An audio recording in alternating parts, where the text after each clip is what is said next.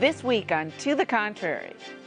First, who's more important under the law, mother or fetus? Then, an ad campaign exposes gender discrimination. Behind the headlines, Governor Mary Fallin, the first Republican woman to chair the National Governors Association.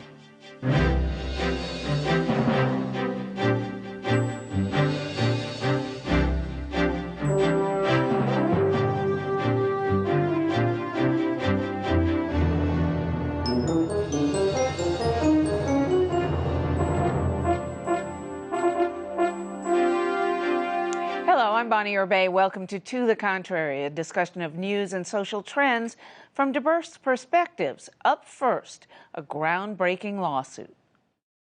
A Wisconsin woman who found herself in shackles for allegedly endangering her fetus is launching a first-of-its-kind legal challenge to the state's fetal protection law. Alicia Beltran says she was almost fully recovered from a Percocet addiction when she went to a health clinic for a prenatal checkup. Beltran, who's 28, was 14 weeks pregnant. When she refused a prescription for an anti-addiction drug, a skeptical doctor and social worker accused her of endangering her unborn child. She spent 2 months in a drug treatment center despite passing a drug test. So, Congresswoman Norton, are fetal protection laws unfair to pregnant women? Back to the drawing boards. There's got to be a better way to protect fetuses than by punishing the woman. We shouldn't pit the health and welfare of the mother against the health and welfare of the unborn child. And many states are enacting common sense protection for unborn children, as well as protecting the health and welfare of the mother at the same time. It's a tricky topic, but I would say that anything that discourages women from being honest with their doctors and getting prenatal care presents a problem just to begin with. Well, in any legal system, you're going to have instances in where a law isn't properly enforced. And at the heart of the issue right now with the lawsuit that we're talking about, it just seems that the law wasn't properly enforced here. Do you agree with that? Oh, my goodness. But, no, let me ask you, but, clearly the central question here is it constitutional? Yeah. And is it in your mind? Frankly, I hate to say it, but I think this is an easy lawsuit. It's going to fall for what we call vagueness, and because a woman has to, quote, have lost self-control. Watch out, everybody around this table. In order to, and if she has a criminal statute now, where the law requires and the Constitution requires fine-tuning before you subject someone to punishment, even for stealing a dime. So I think that this law will fall, and it will do what I said in the beginning, help people to think deeper about how to get the result they want. Bonnie, I'm sure in the history of this program you've had a conversation or two about the issue of babies born addicted to cocaine. These are terrible problems about the health and welfare of an unborn child.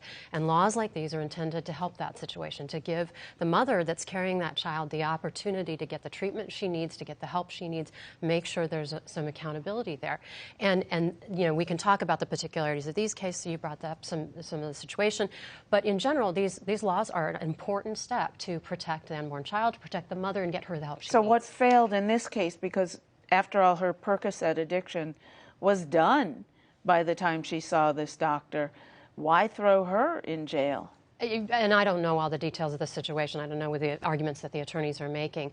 But it seems like the application, the implementation of this law in this particular case, it did not do the best job of tailoring the law to fit her circumstance. There was a study that was done about 6 years ago called the Abortion Reduction Study, and it was looking at law versus support systems. And I think what we see is that when abortion rates drop, when the health of children increases, it's when women have support they need via health care, being mental health, all of those kinds of things. You can't simplify addiction in this way, because if anyone who knows addiction knows it is far more complicated than a black and white law will convince them to go in and get the care they need.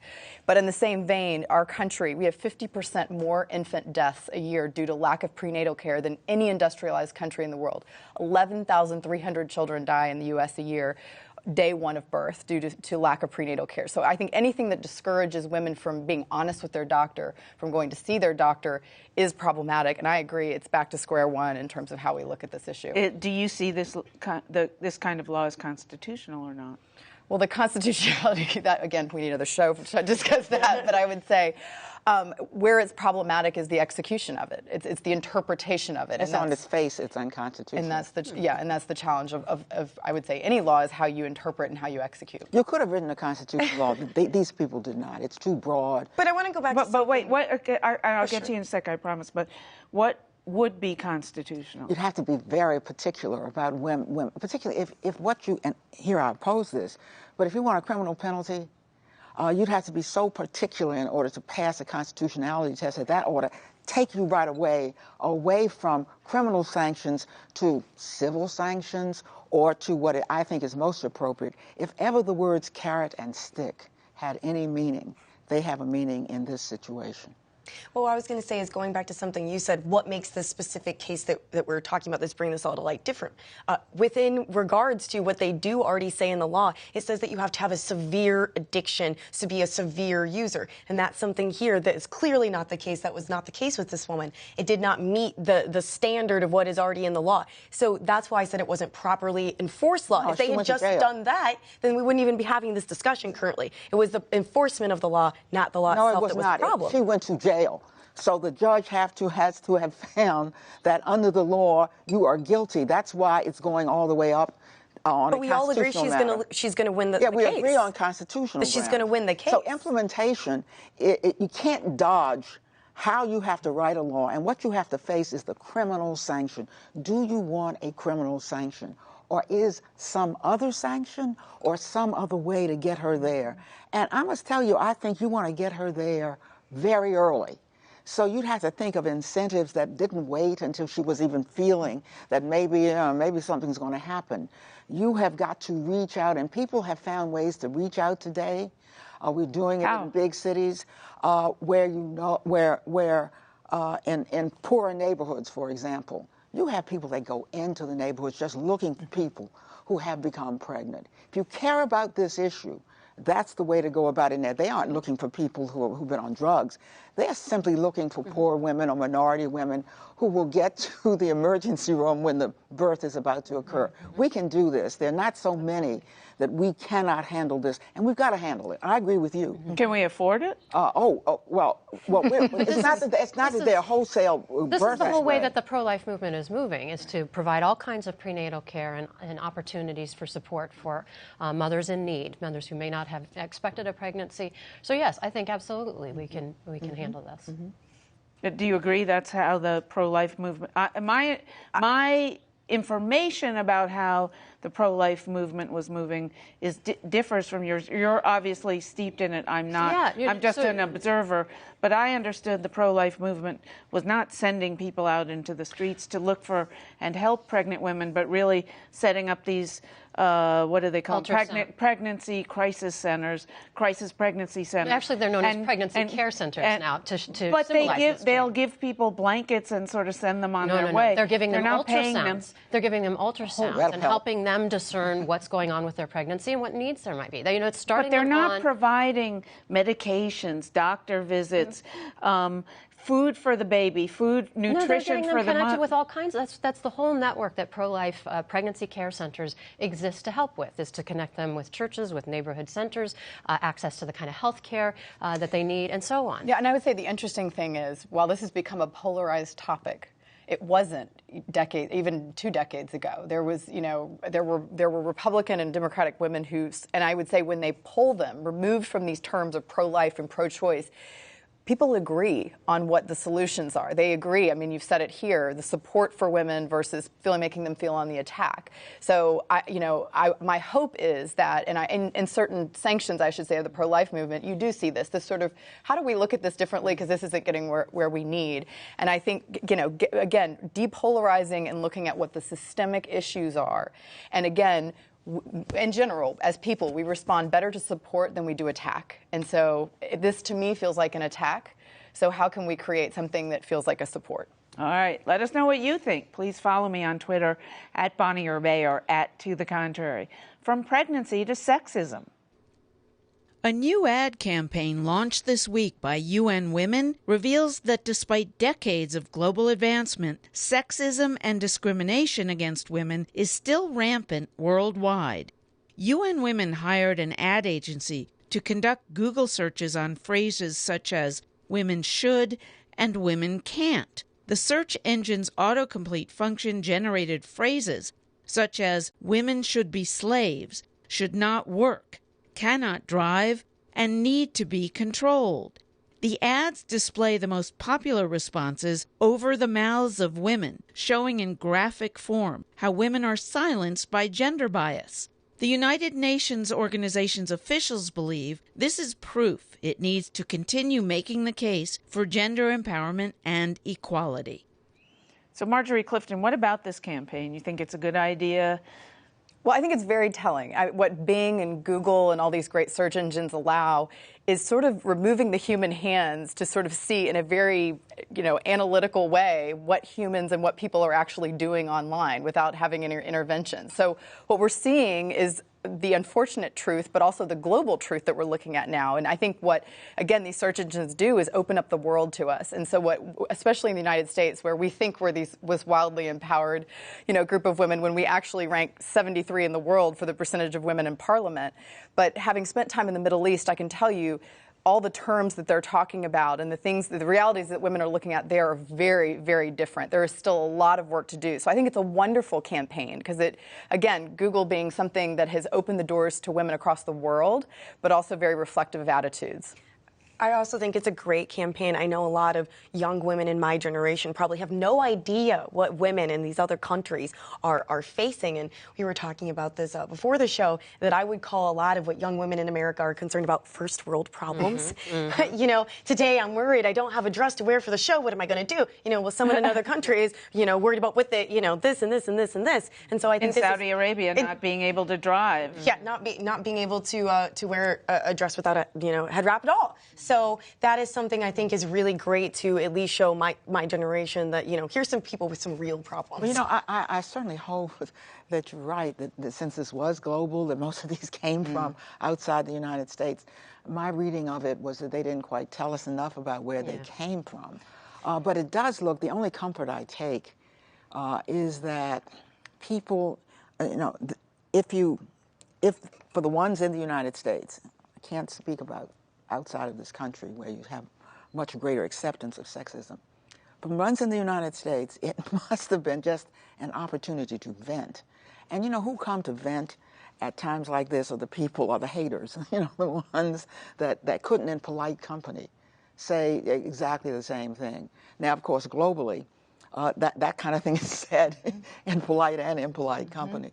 So I do think it would be helpful to break this down, to know where these responses are coming from. Yeah, count me a skeptic on this one. I'm whenever I type something into Google, it's always a bizarre pattern that the auto type takes, and I don't quite see it as much of an analytic tool as you might have suggested. The other thing I wonder if it does is just to kind of flatten out the issues that women face. So rather than helping us understand the real context of actual women in concrete circumstances, some of which are very horrifying circumstances, and I think your comparison to our first world problems is a very apt contrast. I don't know that it really helps us get far ahead in solving actual problems. Well, but you talked about first world problems. There is, yes, I don't think there's anybody who would dispute, for example, that being a woman in the United States, you probably have better access to education, healthcare, and economic empowerment than just about anywhere except the Nordic countries in Europe. On the other hand, we have so many fewer women in Congress, in Parliament, than other countries, and we've certainly never had a female country leader, and something like 60 countries to this date have, most of them democratically elected at this point. So does your generation kid itself in terms of where America really is in terms of women's rights? Do they still think we lead the world? I think that many probably are uneducated on that issue and probably do think that. However, at the same time, I know so many young women who are very concerned about getting more women in Congress, about having the first woman president. Everyone knows we haven't had the first woman president yet, that other countries have. Everyone knows Margaret Thatcher, I would assume, as Angela well. Merkel. Yeah, exactly. So, no, this is that's an issue. Dilma Rousseff. Yeah, that's an issue Brazil. that young women in my generation are very concerned about. But when it comes down to, food, water, places to live, things like that, I really just don't think that they have no idea what it's like in some of these other countries is all. Yeah, and I would argue awareness is the first step. You can't get into deep dive policy, you can't deal with it in a so-called flat way until you actually know that the problem is there. I think that's the beauty of this campaign, and I think what's really interesting and very telling about a lot of, again, generationally, but even in the country, is, for example, Malala, who was nominated youngest woman ever for a Nobel Prize, and just even having her on that international stage to point to the lack of education for women in Pakistan and in the Middle East was extremely powerful. And I think, all the debate on Sheryl Sandberg and, the fact that she was a woman who was willing to stand up and start talking about it. And we need more women of color and women of other experiences and backgrounds to have similarly. I think storytelling is very powerful. And that's what this ad campaign does, by the way. It tells a story. It's visual. It draws audiences in that way. Yeah, but I think it could polarize things in countries around the world. That is to say, if you confront people with that kind of way to try to take them out of their cultural patterns with women in a black and white way, in that way. In fact, I was kind of mystified. Who are they aiming this at? Are they aiming it at those who use this language? Are they aiming it at women, some of whom would also adopt this language? So I just don't know what they're trying to get at with this. But if you look it reveals something, but how do you use it? Mm-hmm. But if you look at social media campaigns, you look what's happening in Egypt and other developing areas of the world, what it has done in terms of creating an anonymous way for women, and they are engaging, because we see it, again, what all this organic search and what social media does is reveal the true voices of people in a society where they're not allowed to talk about it. So I think that's where the power is. All right, behind the headlines, Governor Mary Fallin, the first woman to serve as governor of Oklahoma. She's now the third woman to chair the National Governors Association. We sat down with Governor Fallin to discuss her plans in her new role.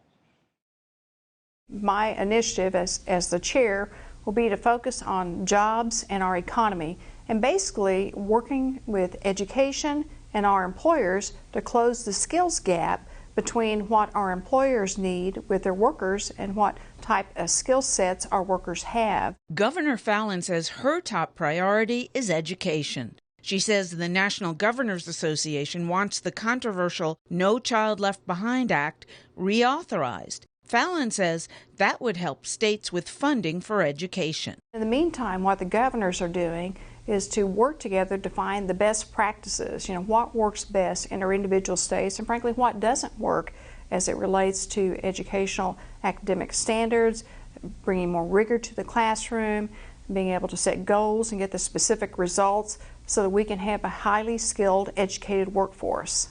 But critics question Fallin's commitment to education. Oklahoma reportedly leads all other states when it comes to cutting per capita education spending. Fallin insists that was done because state funding declined to emergency levels due to the recession.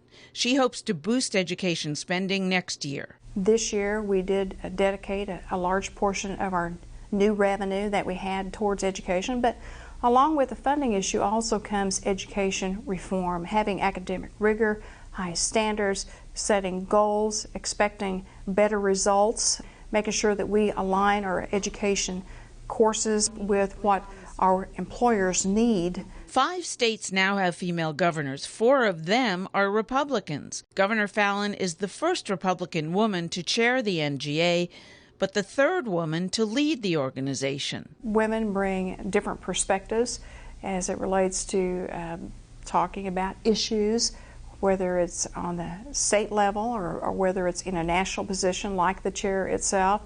But in the end, what the American people want to see is solutions to their problems. Women are assuming political office more often, but still trail men considerably. Her advice for other women considering a run for office? Get involved in the community or work for other candidates, even if you're married with children.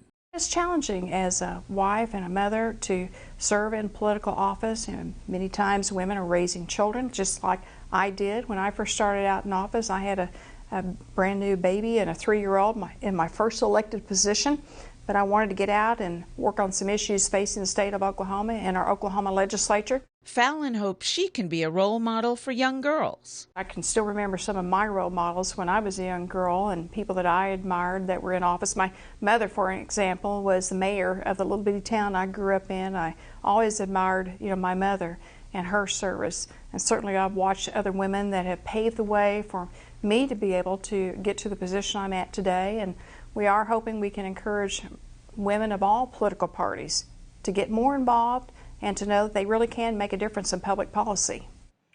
What kind of a difference is she making, not only as the governor, first female governor of her state, but also as the chair of the National Governors Association?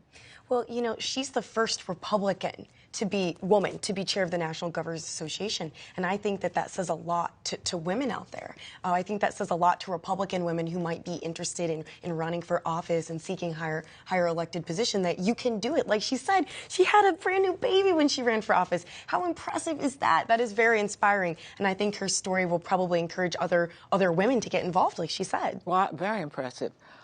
And, perhaps becoming chair of the National Governors Association has caused her to get religion for education. This is, of course, the governor who not only cut education more deeply than any other state, but has not raised it. But let me tell you what becoming chair of a larger organization will do for you.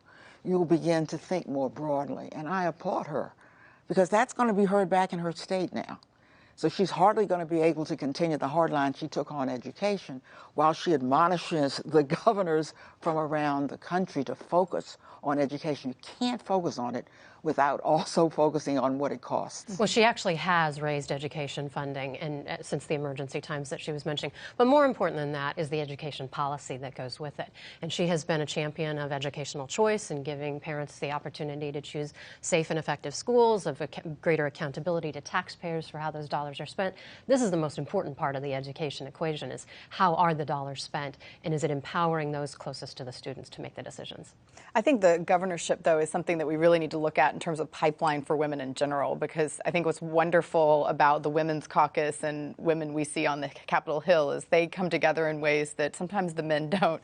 And I think the governorship is actually a direct pipeline to the presidency in a lot of cases. We've seen a lot of governors become president of the United States. So I'm hoping that those numbers, as we see more female governors on the rise, and that, again, having other women in that role that inspire others and build them up by state is going to be a really important stepping stone. And four of them, I was going to say, are Republicans of the right, five, so which good news for us. Why is it that Republican women dominate as governors and Democratic women dominate in Congress? I think it's the moment. I don't think that has historically been the case. You saw that the prior chairs were both Democrats. I think that what you need is more women like her who took a broader view. She is very different, even with her very conservative background, from the Republicans and the Tea Party takeover we have in the House. I think you've got women governors, and the conservative governors in general have very high favorability ratings. They are pro-life. They're standing for marriage as the union of a man and woman. They favor educational choice. They favor accountability to taxpayers. I think by and large this is reflecting the tenor of these states, that they're and it's the kind of conversation that Americans want to be having right now.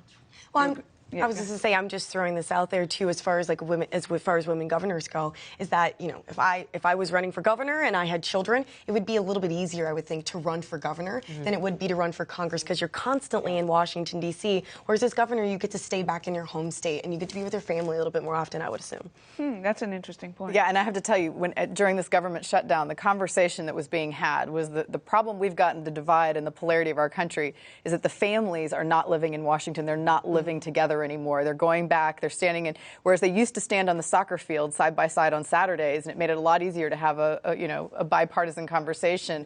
We've become very separate. So I agree that I think being home in our states makes it a little easier for women with children. All right, that's it for this edition of To the Contrary. Please follow me on Twitter at Bonnie Erbe and at To the Contrary.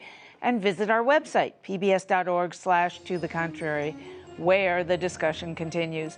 And whether you agree or think to the contrary, please join us next time.